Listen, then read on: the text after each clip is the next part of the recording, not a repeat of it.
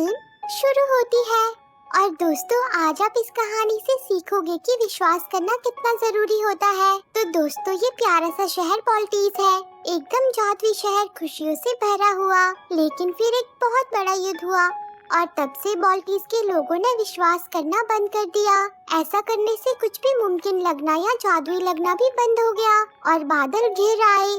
ऐसे बादल जो कभी ना हटते, कभी ना बरसते, कभी ना फटते, जिससे बॉल्टीज शहर अटक सा गया। और इस अटके हुए शहर में एक प्यारा सा अनाथ बच्चा पीटर, जिसे एक बूढ़ा फौजी लट्स पाल रहा होता है, और ये चाहता है कि पीटर भी एक फौजी बने। जिसके बाद लट्स पीटर को एक सिक्का देकर बासी ब्रेड और छोटी मछली लेने के लिए भेज देता है। और प्यारा पीटर भी एक अच्छे बच्चे की तरह सामान लेने दुकान पर पहुंच जाता है। लेकिन तभी उसका इकलौता सिक्का गिर जाता है, पर पीटर उसे किसी तरह पकड़ लेता है। और तब वो अपने सामने देखता है एक तंबू, जिस पर लिखा होता है कि किसी भी सवाल का जवाब पाए सिर्फ एक सिक्के के बदले। जिसे पढ़कर बेचारा पीटर सोच में पड़ जाता है कि अब मैं क्या करूं। पर फिर वो तंबू के अंदर आ ही जाता है, क्योंकि पीटर के मन में बहुत से सवाल होते हैं। और तंबू के अंदर पीटर को एक जोशी औरत मिलती है, जो पीटर के बारे में सब जानती है। उसके मुंह से अपने बारे में सुनकर पीटर उसे सिक्का दे देता है। तो वो जोशी कहती है कि वो जिंदा है, और वो जोशी ये भी कहती है कि एक सिक्के के बदले सिर्फ एक ही सवाल का जवाब मिलेगा। जिस पर पीटर कहता है कि मेरा परिवार युद्ध में मारा गया। साजन लट्स ने मुझे बताया कि जब मेरे डैड गुजरे तो मेरी मॉम को एक बच्चा होने वाला था, पर उन्होंने कहा कि जन्म देते समय माँ और बच्चा दोनों मर गए। पर मुझे याद है, मैंने उसे गोद में उठाया था, वो मेरी बहन जिंदा थी। तो अब तुम बताओ, मैं उसे कैसे ढूंढूं? तब वो जोशी कहती है कि तुम एलिफेंट का पीछा करो और वो तुम्हें मिल जाएगी।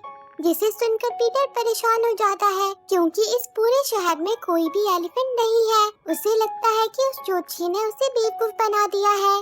जिसके बाद बेचारा पीटर खाली हाथ घर लौट जाता है और लट्स को बताता है कि उस जोशी ने मुझे बताया कि मेरी बहन जिंदा है और मुझे एलिफेंट का पीछा करना होगा। ये सुनकर लट्स कहता है कि तुम्हारी माँ और तुम्हारी बहन दोनों मर गए थे, मैंने तुम्हें बचाया।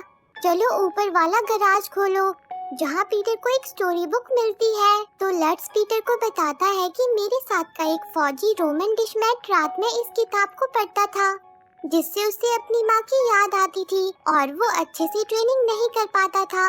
तो मैंने उसकी ये आदत छुड़ाने के लिए उसकी ये किताब चुरा ली, जिससे बात बन गई और वो आर्मी का सबसे खतरनाक फौजी बन गया। इसलिए जहाँ आराम होगा वहाँ कमजोरी होगी, और कमजोरी से एक फौजी नहीं बन सकता। और वैसे भी यहाँ कोई एलिफेंट नहीं है। जिसके बाद लट्स अपनी दूरबीन से बिल्लियों की लड़ाई देखने में व्यस्त हो जाता है और पीटर को मार्च करने को कहता है, जिस वजह से नीचे रह रहे हस्बैंड लियो और उसकी वाइफ को काफी परेशानी होती है, क्योंकि पूरी धूल खाने में गिरने लगती है। तब लियो पीटर से इस वक्त मार्च करने की वजह पूछता है, तो पीटर उसे सिक्का जोशी को दे देने वाली बात बताता है और कहता है कि उसने मुझे एलिफेंट का पीछा करने को कहा है और वो एलिफेंट मुझे मेरी बहन तक पहुंचा सकता है। जिसे सुनकर बेचारा लियो भी सोच में पड़ जाता है, क्योंकि सच में इस शहर में कोई भी एलिफेंट नहीं है। और वहीं दूसरी ओर उसी शहर में एक मैजिक शो चल रहा होता है, पर उस जादूगर के जादू को देखने में लोगों को कुछ भी मजा नहीं आता। इसलिए जादूगर परेशान होकर एक आखिरी ट्रिक करने की सोचता है, जिसमें वो वॉलंटियर के तौर पे एक औरत को स्टेज पे बुलाता है।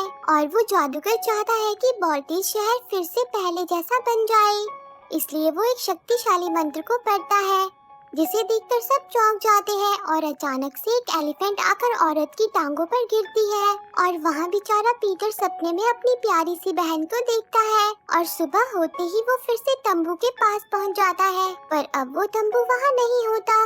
तब पीटर लोगों से उसके बारे में पूछता है, पर सब कहते हैं कि यहाँ तो कल कोई तंबू नहीं था। पर वहाँ पीटर को ये पता चलता है कि जादूगर ने जादू से एक एलिफेंट को यहाँ लाया है। जिसे सुनकर पीटर बहुत खुश हो जाता है और उसे विश्वास हो जाता है कि उसकी बहन जिंदा है। और वहीं लियो को भी पता चलता है कि एलिफेंट शहर में है।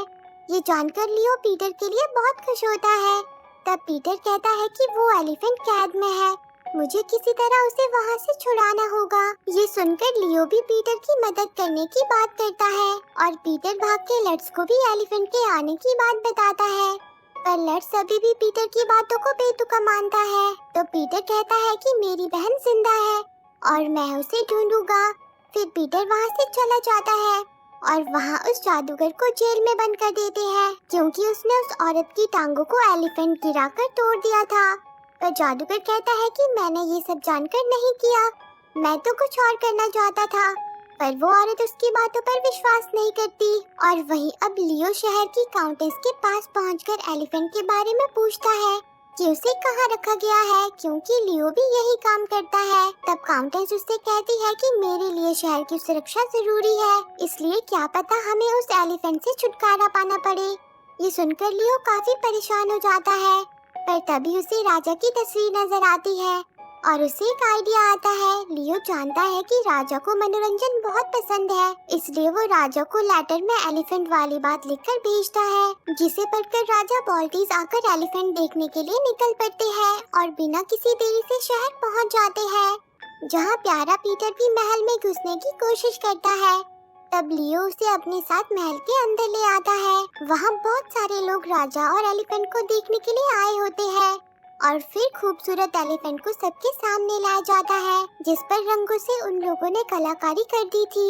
एलिफेंट को देखकर सबके होश उड़ जाते हैं, पर तभी एलिफेंट जोर से चिल्लाने लगती है, जिसे देखकर पीटर समझ जाता है कि उसकी आंख में रंग चला गया है। तब पीटर गीला कपड़ा लेकर एलिफेंट के पास आकर उसे शांत करके उसकी आंख को साफ करता है और देखता है कि एलिफेंट पानी तक पहुंचने की कोशिश कर रही है।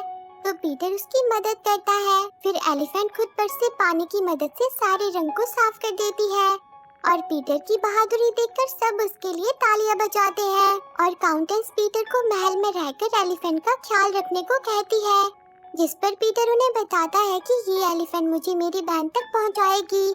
मैं चाहता हूँ कि आप उसे मुझे सौंप दें। ये सुनकर राजा पीटर से कहते हैं कि मुझे तुम्हारा जोश पसंद आया। अगर तुम मेरी 3 चुनौतियों को पार कर लोगे तो ये एलिफेंट मैं तुम्हें सौंप दूंगा, वरना मैं इसे अपने साथ ले जाऊंगा। तो तुम्हारी पहली चुनौती होगी कि तुम कल दोपहर मेरे सबसे तगड़े सिपाही के साथ लड़ोगे। फिर राजा पीटर को अपनी तलवार भी देते हैं। ये देखकर लियो पीटर को अपने घर लाकर तलवारबाजी सिखाता है, पर लियो की वाइफ को लगता है कि आखिर ये बच्चा एक योद्धा से कैसे जीत पाएगा। वो कहती है कि लियो तुम्हारे बाकी आइडिया की तरह इसे तलवारबाजी सिखाने का आइडिया भी फ्लॉप है, जैसे बकरियां पालना या फिर इस लाल कपड़े की मदद से उड़ने का ख्वाब देखना।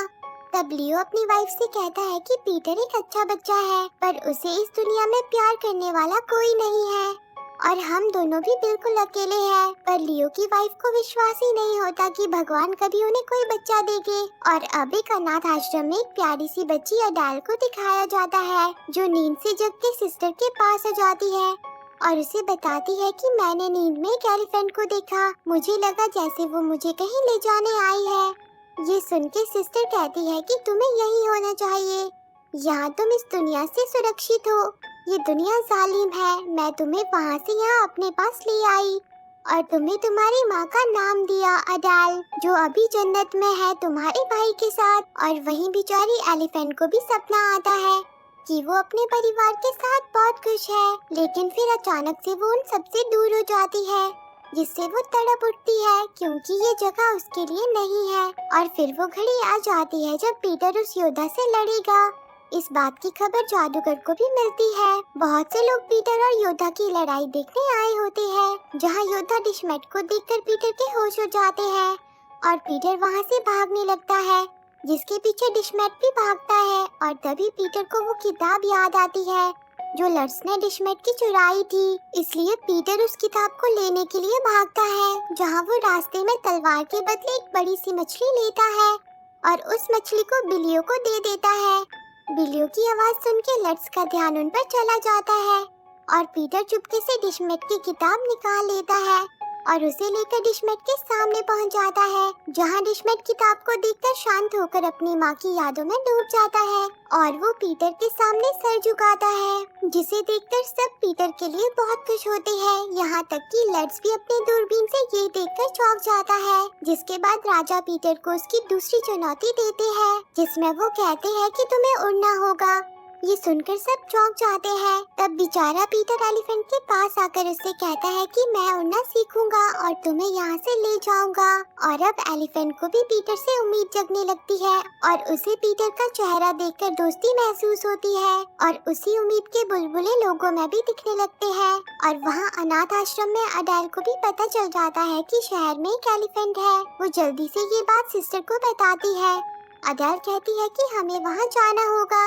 ये एक इशारा है तो बेचारी सिस्टर अडेल की प्यारी शक्ल देखकर शहर जाने के लिए मान जाती है और वहीं पीटर अपनी उड़ने की तैयारी में लगा होता है। पर लट्स उससे कहता है कि तुम उड़ नहीं सकते, ये नामुमकिन है। ये सुनकर पीटर वहाँ से बाहर आ जाता है और वो काफी परेशान होता है। तब लियो और उसकी वाइफ पीटर को अपने घर में लाकर खाना खिलाते हैं, जहाँ पीटर पहली बार सूप पीता है, जिसे पीकर उसे बहुत अच्छा लगता है। उसने पहली बार इतना अच्छा खाना खाया था। और अब सिस्टर भी अडेल को लेकर शहर में आ जाती है और वहीं लट्स को वो दिन याद आता है जब उसे पीटर मिला था। लट्स ने उस दिन सिस्टर को पीटर की बहन संभालने को दी थी और पीटर को साथ ले आया था। और वहाँ धमाके से उसे लगा कि सिस्टर और बच्ची मारी गई, पर वो दोनों बच गए थे। और सिस्टर को भी यही लगा था कि लट्स और पीटर मारे गए और पीटर की बहन और कोई नहीं अडेल ही होती है। और अब वो घड़ी आ जाती है जब पीटर अपनी दूसरी चुनौती को पार करेगा। वहाँ अडेल भी सिस्टर के साथ एलिफेंट को देखने आई होती है और फिर पीटर एक ऊंची सी बिल्डिंग से कूद पड़ता है और लाल पैराशूट की मदद से उड़ने लगता है, जो कि कभी लियो ने बनाया था। पीटर को उड़ता देखकर सबके होश उड़ जाते हैं और लट्स की खुशी का तो कोई ठिकाना ही नहीं रहता। यहाँ तक कि जादूगर भी पीटर के लिए बहुत खुश होता है, जिसके बाद राजा पीटर को इसकी तीसरी और आखिरी चुनौती देते हैं, जो कि होती है काउंटेंस को हंसाने की, क्योंकि काउंटेंस अपने भाई के शहीद होने के बाद से आज तक नहीं हंसी थी और उसे हंसाना नामुमकिन है। और अब रात में लट्स पीटर को बताता है कि तुम सही थे, तुम्हारी बहन जिंदा थी, मैंने उसकी जिम्मेवारी सिस्टर को दी थी, पर वो एक धमाके में मारे गए। मैं एक नवजात शिशु को नहीं संभाल सकता था, पर काश मैंने उसे भी अपने साथ रख लिया होता। ये सुनकर पीटर पूछता है कि क्या आपने मेरी बहन को मरा हुआ देखा था? तो लट्स कहता है कि नहीं। तब पीटर कहता है कि फिर तो कुछ भी मुमकिन है, जिसके बाद पीटर चुटकुले बनाने में लग जाता है और वहाँ जादूगर उस औरत को बताता है कि मैंने उस दिन आप सब पर एक जादू करने की कोशिश की थी, जिससे आप सबका विश्वास लौट आए, सब जादू पर यकीन करें, लेकिन सब उल्टा पुल्टा हो गया।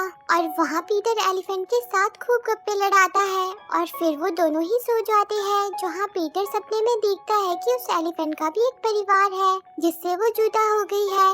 और फिर लियो और उसकी वाइफ पीटर को जगाते हैं और कहते हैं कि तीसरी चुनौती का समय आ गया है। तब पीटर एलिफेंट से कहता है कि तुम्हें उनकी याद आती होगी, मुझे तुम्हें उनको लौटाना होगा। और फिर बेचारा पीटर अपना चुटकुला सुनाकर काउंटेंस को हंसाने की कोशिश करता है, पर वो उसे नहीं हंसा पाता। तब काउंटेंस झूठ मूठ में ही हंसने की कोशिश करती है, पर राजा समझ जाते हैं और वो कहते हैं कि पीटर तुम हार गए। तो पीटर कहता है कि नहीं, मुझे इस एलिफेंट को इसके घर भेजना है, वहाँ इसका भी तो परिवार है, इसकी भी तो कोई बहन है, इसका वहाँ जाना बहुत जरूरी है।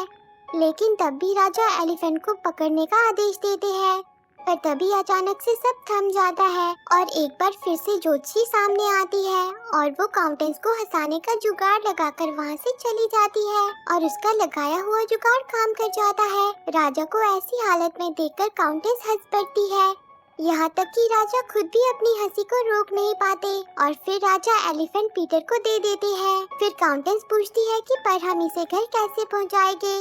तब पीटर कहता है कि वही जादूगर इसे वापस भेजेंगे। और फिर पीटर जादूगर के पास आ जाता है, पर जादूगर कहते हैं कि मेरा जादू बेकार है, ये मुझसे नहीं होगा। तब वो औरत जिसकी टांगे टूट गई थी वो कहती है कि एलिफेंट के यहाँ आने से वही हुआ है जो तुम चाहते थे, ये तुमने ही किया है, लोगों में विश्वास लौट आया है। ये सुनकर जादूगर का विश्वास भी लौट आता है और जादूगर और बाकी सब एलिफेंट को उसके घर भेजने के लिए निकल पड़ते हैं, जिन्हें देखकर अडेल भी सिस्टर से कहकर उनके साथ चल पड़ती है।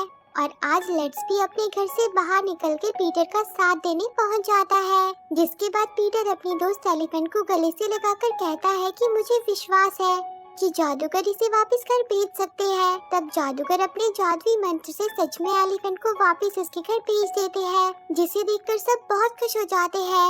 और अब आसमान में से भी बादल गायब होने लगते हैं और अडेल भी पीटर के पास आकर उसे बधाई देती है।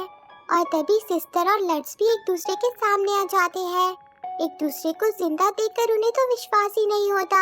और फिर आखिरकार पीटर को पता चलता है कि अडेल ही उसकी बहन है। ये देखकर सभी बहुत खुश हो जाते हैं और बाल्टीज फिर से रंगों से और जादू से झूम उठता है, जिसके बाद पीटर का एक बड़ा और प्यारा सा परिवार बन जाता है। और एलिफेंट भी पीटर की यादों के साथ अपने परिवार के बीच खुश होती है। और इसी के साथ ये मूवी एंड हो जाती है।